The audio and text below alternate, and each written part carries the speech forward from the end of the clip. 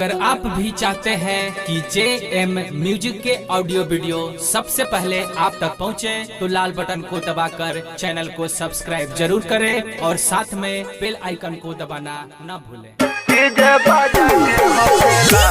मनीष रक्सौल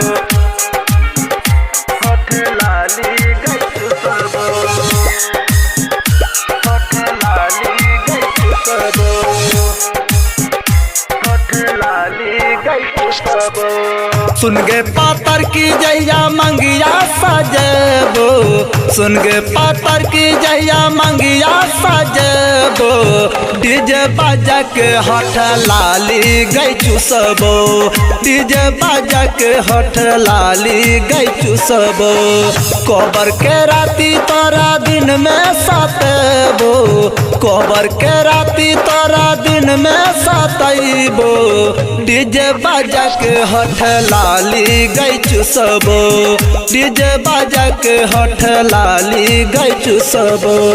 सुन के पातर की जैया मंगिया सजेबो, डीजे बाजा के हठ लाली गई चुसबो, डीजे बाजा के हठ लाली गई चुसबो,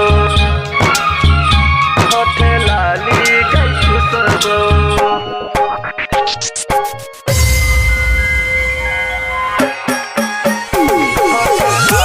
मनीष रक्सौल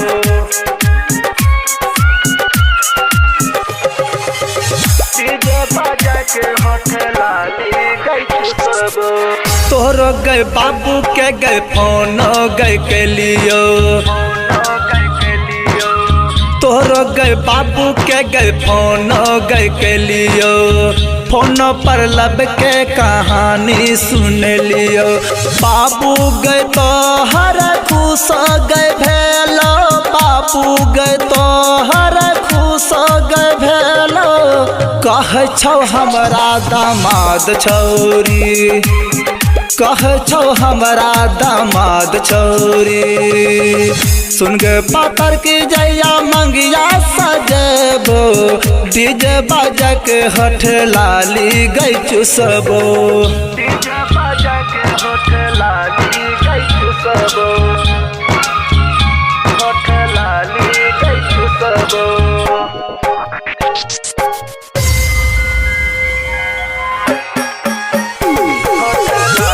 मनीष रक्सौल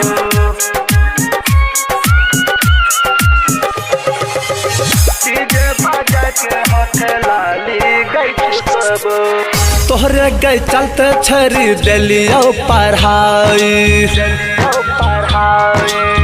तोहरे गई चलते छरी दिलियो पढ़ाई, किया गए बहनो गए गेली हर जाए, रतिया में आई बहू खटिया गए तरबो, रतिया में आई बहू खटिया गए तरबो, कोरा गए तोरा उठैक छौरी, कोरा गए तोरा उठैक छौरी।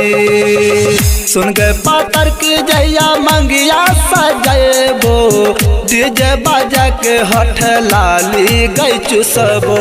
Manish recording studio Raxaul Raghunathpur.